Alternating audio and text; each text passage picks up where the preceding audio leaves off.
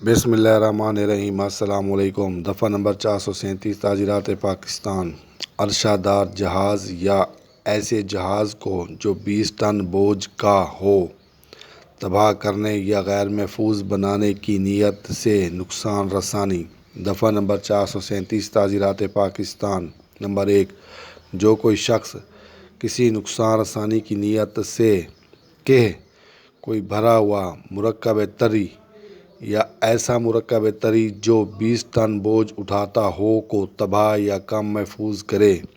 Number 2، اس جرم میں ملزم کو کم سے کم 3 سال اور زیادہ سے زیادہ 10 سال قید کی سزا ہوگی اور جرمانہ ہوگا۔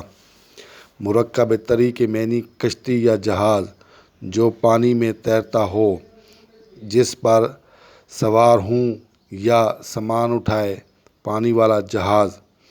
عرشہ دار کے معنی بحری جہاز کی سطح۔ نقصان رسانی کے معنی نقصان پہنچانا۔